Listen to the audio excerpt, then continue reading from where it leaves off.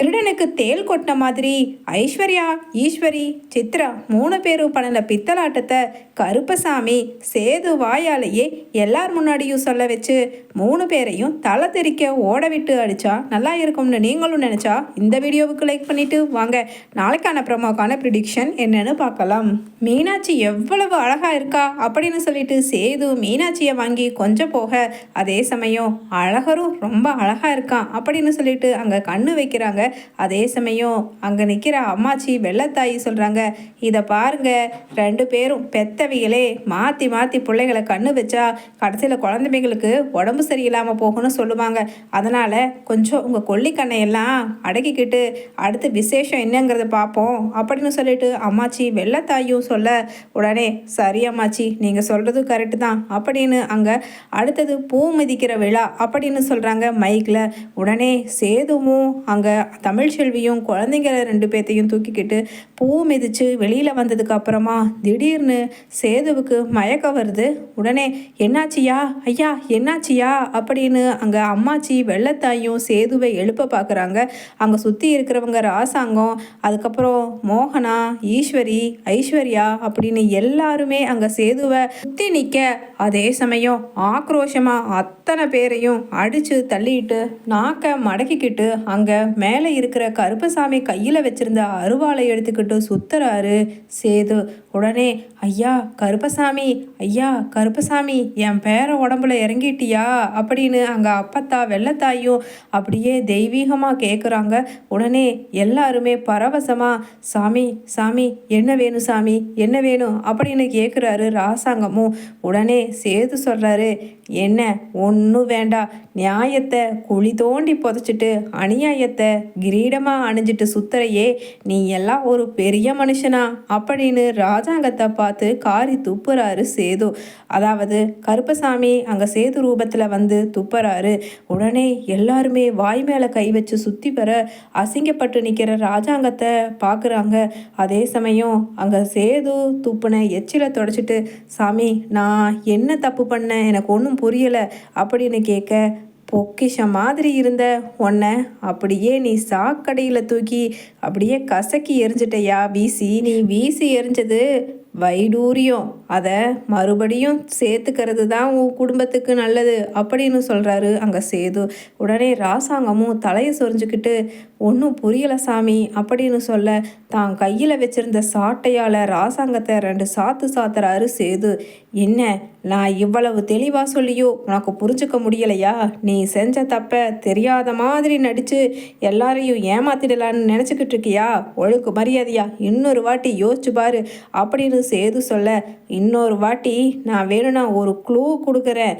அதே சமயம் நம்ம காலில் எதையோ தெரியாமல் மிதிச்சிட்டு வந்ததை உன் வீட்டு கோபுரத்தில் தூக்கி அங்கே வச்சுட்டு எல்லார்கிட்டையும் இதுதான் தங்கத்தினால செஞ்ச கிரீடம், என் பெரிய வீட்டு குடும்பத்தோட மிகப்பெரிய கிரீடம்னு சொல்லி வச்சிட்ருக்கிறியே, அது உண்மையிலேயே நீ காலில் செருப்பில் தெரியாமல் முதிச்ச அசிங்கம் அப்படின்னு சொல்ல, அப்படியே வெளுத்து போய் நிற்கிறாங்க ஐஸ்வர்யாவும் ஈஸ்வரியும்.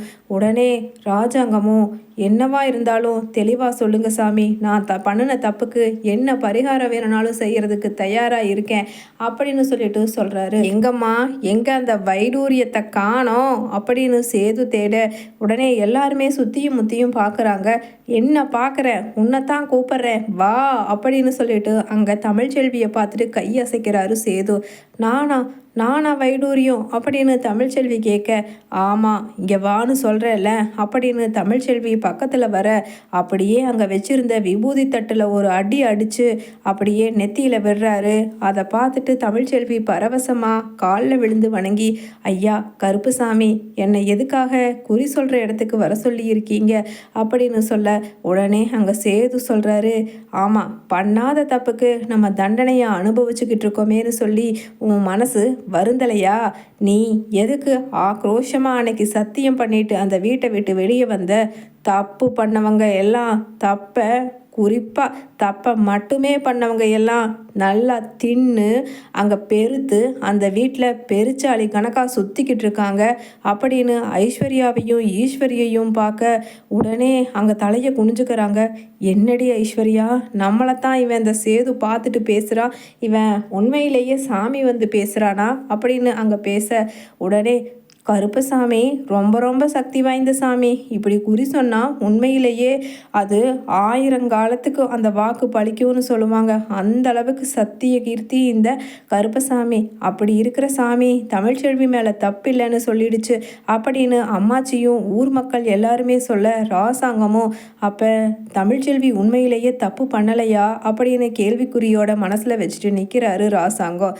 அதே சமயம் கூடிய சீக்கிரமே எல்லாத்தையும் இந்த கருப்பசாமி புட்டு புட்டு படம் போட்டு காமிப்பேன், அதனால் நீ பயப்படாமல் போ, நீ அந்த பெரிய வீட்டு மருமகங்கிறத எவனாலையும் எந்த கொம்பாலையும் ஒன்றும் அசைக்க முடியாது அப்படின்னு சொல்லிட்டு அங்கே அப்படியே மயங்கி விழுந்துடுறாரு பழைய நிலைமைக்கு திரும்பறதுக்காக சேது. அதே சமயம் அங்கே அப்படியே மயக்கம் தெளிஞ்ச சேது என்னாச்சு, எனக்கு என்னாச்சு அப்படின்னு கேட்குறாரு. ஐயா, உன்னோட ரூபத்தில் வந்து நம்ம குடும்பத்துக்குள்ளே நடக்கிற என்னென்னமோ பிரச்சனைக்கும் பித்தலாட்டத்துக்கும் விடுவு தர மாதிரி கருப்பசாமி குறி சொல்லிடுச்சு போயிருச்சுக்கியா அப்படின்னு வெள்ளத்தாயி அம்மாச்சியும் சொல்ல, என்ன அம்மாச்சி சொல்கிற அப்படின்னு கேட்குறாங்க.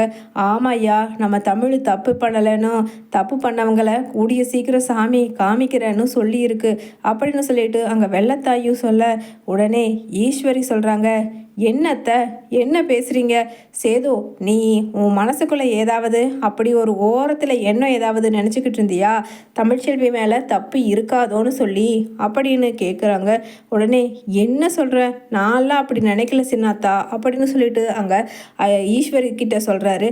அப்போ ஏன் சாமி உன் மேலே தான் இத்தனை பேர் இருக்கும்போது இறங்கி அதுவும் தமிழ்ச்செல்வியை நல்லவன்னு சொல்லணுமா, எல்லாம் மனசில் இருக்கிறது தான் சாமி ரூபத்தில் ஆக்ரோஷமாக வந்து சொல்லும் அப்படின்னு சொல்ல உடனே அங்கே ராசாங்கமும் வாயை மூடி ஈஸ்வரி, நீ எது சொன்னாலும் நாங்கள் கேட்டுக்குவோம், ஆனால் இந்த சாமி கருப்பசாமி மேலேயே சந்தேகப்படுற மாதிரி ஏதாவது பேசினேன்னா அதுக்கப்புறம் கருப்பசாமி உன்னை உசுரோடையே விடாது இங்கேருந்து கிளம்பி போகிறதுக்கு, அந்த அளவுக்கு சக்தி வாய்ந்த சாமி, சாமியவே நீ சந்தேகப்படுறியா அப்படின்னு சொல்ல உடனே ஈஸ்வரியும் ராஜாங்கம் சொன்னதை கேட்டுட்டு திரு திருன்னு முடிச்சுக்கிட்டு நிற்க அம்மாச்சி வெள்ளத்தாயி சொல்கிறாங்க, ஆமாம் உனக்கு எனத்துக்கு இத்தனை குறுங்குது, அந்த சாமி கருப்பசாமி சேது ரூபத்தில் வந்து தமிழ்ச்செல்வி மேலே எந்த தப்பும் இல்லை, தப்பு பண்ணவங்களை கூடிய சீக்கிரம் காமிக்கிறேன்னு தானே சொல்லிச்சு, ஆனால் அங்கே நிற்கிற அந்த ஐஸ்வர்யாவுக்கு ஏன் இப்படி குப்புன்னு வேர்க்குது, போதா குறைக்கி நீயும் வந்து என்னமோ சேது மனசுக்குள்ளே இருக்கிறது தான் சாமி வந்த மாதிரி சொன்னான்னு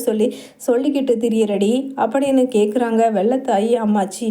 உடனே அங்கே மோகனாவும் ஆமாம் ஆமாம் ஆமாம் ஈஸ்வரி, நீ தேவையில்லாமல் சாமியை சந்தேகப்பட்டுட்ட, உனக்கு கண்டிப்பாக அந்த கருப்பசாமி யாருன்னு கூடிய சீக்கிரமே காட்டும், அதனால் தயவு செஞ்சு இந்த மாதிரி விஷயத்துலலாம் பேசாத அப்படின்னு சொல்லக்குள்ள அம்மாச்சி வெள்ளத்தாயி திடீர்னு சாமி வந்ததை போல இவளை என்ன பண்ணுறேன்னு பாரு அப்படின்னு மனசுக்குள்ளே நினச்சிட்டு, யார் என் பேத்தி தமிழ்ச்செல்வியை வீட்டை விட்டு துரத்தணும்னு பொய்யும் பித்தலாட்டமோ ஆடினவங்க இருக்கீங்களோ இந்த கூட்டத்தில், ஒழுங்கு மரியாதையாக அங்கே பெரிய வீட்டை விட்டுட்டு போயிடணும், இது இந்த கருப்பசாமியோட வாக்குன்னு சொல்லி நடிக்கிறாங்க.